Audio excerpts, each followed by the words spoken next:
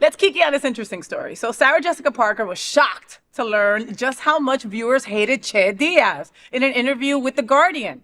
Sarah Jessica Parker admitted she was totally unaware of the internet dragging Sara Ramírez's polarizing and just like that character, while memes and think pieces labeled Che a Manic Pixie Dream Queer. Sarah Jessica Parker stood by Ramírez saying, quote, "I loved working with them," end quote.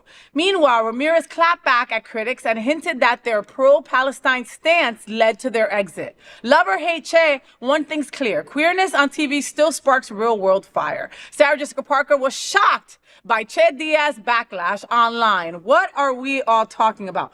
Is she so out of tune? I couldn't stand that character. How much? So I was a part of the. How much shit did we talk about, Che? We talked about it here. We talked about it, and I have not watched season 3 of And Just Like That just because.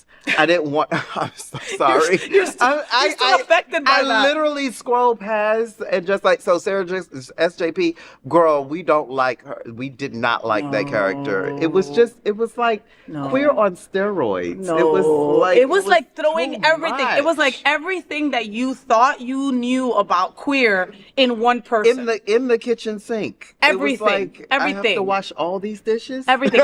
and every single line was like a stereotypical line that would come out from someone that is not in our community, but would be talking about our community. Against the non-able-bodied person. It was like, oh God, girl, shut up! Shut up! Listen, and it's like, I know she was in Grey's Anatomy, and I know she's always been queer. It's not like she just came out as queer. The actress, they, right? But it was not their fault. It was the writing. It was the writing for their character. Yeah. Unfortunately, they're the ones who get all the backlash for it. It is what it is. I mean, they're portraying a character. I do love them, but the character Che Diaz. Oh God, it just and you can tell. I mean, I get it. They tried to base it loosely on Ramírez's real life, but it went south. Like it went very south, and it just went very stereotypical stuff that we don't like to hear. I can't explain it.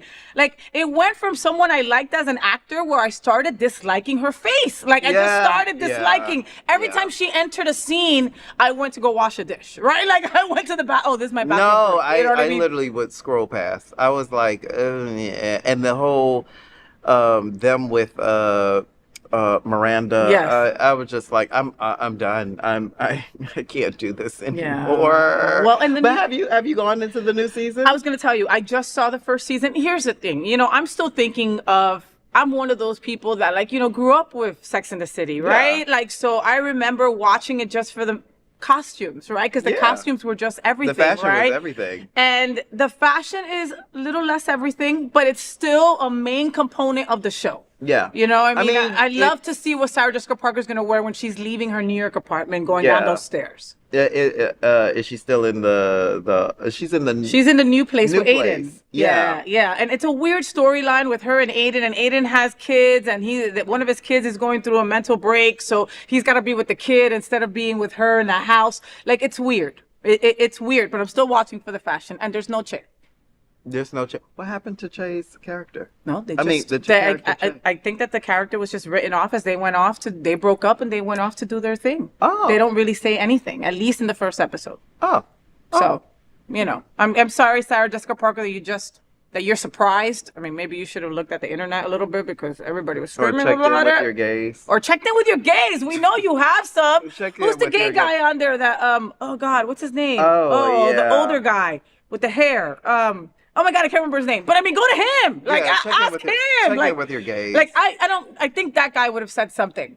This is a little cringe. It's a little weird. Cringe. Cringe. Listen, to the producers and the makers of And Just Like That, I thank you for trying to be inclusive. No, it's all good. But they've always, And Just Like That and Sex and the City has always been inclusive of our narrative. Mm-hmm. And it's always been I've always been cool with it from the time they went to the gay club and the time that all the way from there, they've always gotten it right. It just felt like overkill. It just felt like you're trying too hard. Yeah. It's like, it's just too hard. Yeah. Well, I prefer... Especially with our generation. Yeah.